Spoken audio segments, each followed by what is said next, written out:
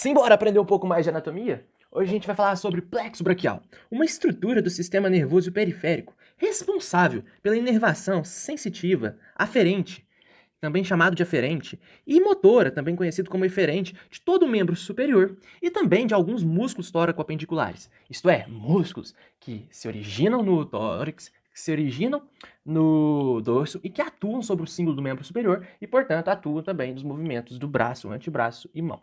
De preferência, o braço. Bom, já já a gente fala sobre eles. O plexo braquial, portanto, ele é formado por ramos anteriores dos nervos espinais que se originaram dos segmentos da medula espinal compreendidos entre C5 a T1.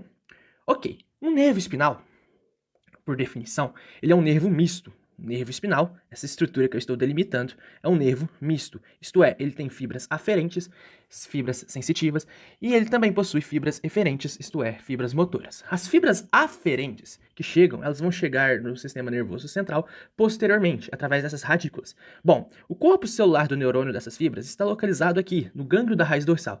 Esse corpo celular vai ter uma projeção que vai levar o impulso para o sistema nervoso central e uma projeção mais periférica que vai captar os estímulos do ambiente. Isso constitui o nervo espinal misto, que também tem o componente eferente, que é um neurônio multipolar, cujo corpo celular está localizado no corno anterior da medula espinal. Seu axônio vai sair pelas radículas anteriores e integrar agora o nervo espinal. Olha aqui, ele está passando no nível do nervo espinal e inervar algum músculo. Então, anteriormente, eu tenho uma via eferente e posteriormente eu tenho uma via aferente, sensitiva. Certo? Certo. Muito bem. Então, logo o nervo espinal ele é formado.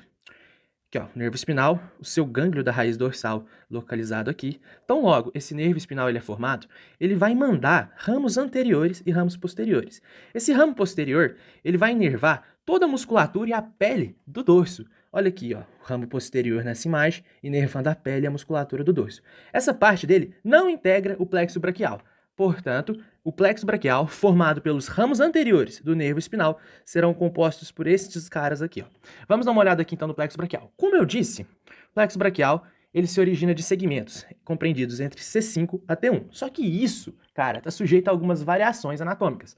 Variações estas que podem redundar em um plexo pré-fixado quando C4, o segmento C4 da medula espinal, contribui para a formação do plexo braquial. Olha aqui a comunicação entre C4 e o plexo braquial. Fibras de C4, fibras do segmento C4 vão integrar, portanto, o plexo braquial e fazê-lo ser pré-fixado. E também fibras de T2 podem integrar o plexo braquial, concedendo-lhe a característica de ser pós-fixado. Outra variação anatômica possível, que é a comunicação de C2, ramo comunicante de T2 comunicando-se com o plexo braquial. Certo? Certo. Muito bem. Plexo, do latim, quer dizer entrelaçamento. Entrelaçamento por quê? Vamos dar uma olhada aqui na organização do sistema nervoso do corpo humano. Existem 4 plexos retratados nessa imagem que está expressa no Moore. O plexo cervical, o plexo braquial, o plexo lombar e o plexo sacral. Observe como que o segmento da medula espinal origina nervos espinais e esses nervos espinais formam ramos que se comunicam, que se anastomosam, que sofrem entrelaçamentos entre si. Dessa forma, alguns nervos vão ser formados por diferentes segmentos da medula espinal. Olha o nervo axilar, ele é formado tanto pelo segmento C5 e C6. Olha o nervo mediano C6, C7 e T1. Isso quer dizer que houve um entrelaçamento, diferentemente de como ocorre nos nervos intercostais, os quais são paralelos entre si e não apresentam comunicações. Essa ausência de comunicações vai redundar na organização dos dermátomos de maneira paralela. Observe que como os dermátomos torácicos estão organizados de maneira paralela. E a inervação da região cervical, da região do membro superior e da região do membro inferior, os dermátomos estão um pouco desorganizados, um pouco embralhados, não possuem aquele aspecto paralelo e sem decorrência dessa formação de plexo, dessa formação de entrelaçamento entre os diferentes segmentos, níveis de segmento da medula espinal. Certo? Certo. Ok.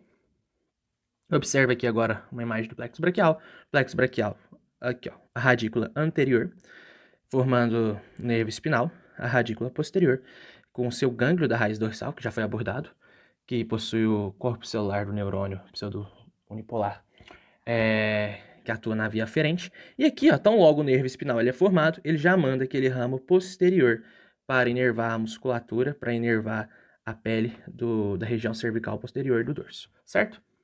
Depois de compreendermos esses conceitos, estamos aptos para estabelecer as relações anatômicas do plexo braquial com as estruturas que estão próximas a ele e também para delimitar as suas características e peculiaridades anatômicas, bem como os nervos que emergem do plexo braquial. Sintopicamente, o plexo braquial ele emerge no nível do cervical por entre o músculo escaleno anterior e o músculo escaleno médio, no hiato dos escalenos. A clavícula, outra estrutura associada ao plexo braquial, ela é um importante critério de classificação didática dos nervos que emergem do plexo braquial. Nervos localizados superiormente à clavícula são tratados como nervos supraclaviculares e nervos localizados inferiormente à clavícula são tratados como nervos infraclaviculares. Além disso, outra estrutura muito importante, sintopicamente falando, as relações anatômicas com as estruturas próximas falando, é a artéria axilar. A artéria axilar ela vai ser um critério para nomear os fascículos, porque os fascículos eles se dispõem posteriormente, medialmente ou então lateralmente à artéria axilar. Vamos falar sobre eles agora? Vamos aprender o que são esses fascículos? Simbora comigo.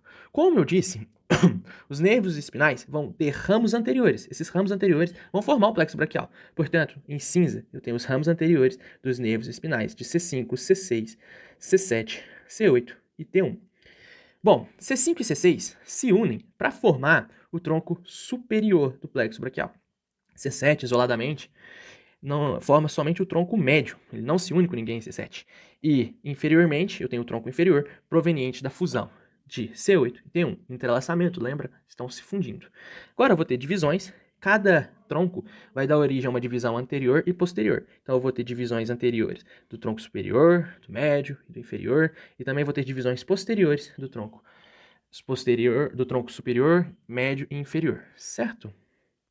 Então, as divisões posteriores, todas elas, dos três troncos, vão dar origem ao fascículo posterior. Posterior por quê? Localizado posteriormente à artéria axilar. E as divisões anteriores do tronco superior e do tronco médio vão dar origem ao fascículo lateral. Fascículo lateral se dispõe lateralmente à artéria axilar. Por fim, a divisão anterior do tronco inferior vai originar o fascículo medial, certo? Por fim, vamos dar uma olhada nos principais nervos que emergem do plexo braquial. Como eu te disse, a clavícula ela é um critério de classificação didático dos nervos que emergem desse plexo braquial. Os nervos localizados acima dela são classificados como supraclaviculares e os nervos localizados inferiormente a ela são classificados como infraclaviculares, que se subdividem em infraclaviculares longos e infraclaviculares curtos. Os infraclaviculares longos são as terminações finais daqueles fascículos. O fascículo lateral ele vai originar o nervo músculo cutâneo e parte do nervo mediano. O fascículo medial vai originar o nervo ulnar e a outra parte do nervo mediano, enquanto que o fascículo posterior vai originar o nervo radial e o nervo axilar. Todos esses nervos longos da parte infraclavicular do plexo braquial, são nervos mistos que vão atuar sobremaneira no membro superior. Ok, aqui na parte supraclavicular, vamos ter nervos essencialmente motores, todos eles, à exceção do nervo frênico, que origina-se de C5, ele é constituído por C3, C4 e C5, que vai inervar o diafragma, e também ele é misto, porque ele inerva a pleura mediastinal e o pericárdio fibroso do coração. Ele não é tão relevante agora, porque estamos estudando sistema musculoesquelético. Ok, nervo dorsal da escápula, nervo motor, vai inervar os músculos romboide menor e também o levantador da escápula. Nervo torácico longo, ele tem contribuições de C6, C7 e do próprio C5, sobre o qual estamos falando. Ele vai inervar o músculo serrátil anterior. O músculo serrátil anterior ele é muito confundido com o tóraco dorsal. Você vai ver por quê e não se confunda. Sua paralisia pode gerar um sinal clínico muito característico, que é a escápula alada. Além disso, outros dois nervos supraclaviculares seriam o nervo subclávico, também o nervo motor, essencialmente motor, que vai inervar o músculo subclávico, e o nervo supraescapular. Esse nervo supraescapular ele vai inervar músculos do manguito rotador, que seria o músculo supraespinal e o infraespinal, todos eles nervos essencialmente motores. Agora, falando sobre os infraclaviculares curtos, eu terei alguns interessantes. Tá vendo essa estrutura aqui em alça? Essa estrutura em alça comunica o nervo peitoral lateral e o nervo peitoral medial, nervos essencialmente motores, que vão inervar os músculos peitoral maior e músculo peitoral menor. É uma inervação compartilhada, certo? Certo. Do fascículo posterior, eu vou ter outros nervos. Terei o nervo tóraco-dorsal, ele é responsável pela inervação do músculo latíssimo do dorso. E ele é confundido com o torácico longo porque sua disposição na parede do tórax é próxima, mas não os confunda. Um inerva, o torácico longo inerva o serrátil anterior e o tóraco dorsal inerva o latíssimo do dorso. Aqui eu tenho dois nervos subescapulares, subescapular superior e subescapular inferior, que vão inervar o músculo subescapular e o músculo redondo maior, certo? Por fim, tenho dois nervos puramente sensitivos, que é o nervo cutâneo medial do braço e o nervo cutâneo medial do antebraço, que vão inervar, vão dar sensibilidade sonestésica à parte medial, cutânea medial do braço e do antebraço. Bom, esse é o plexo braquial, espero que vocês tenham entendido. Abraço!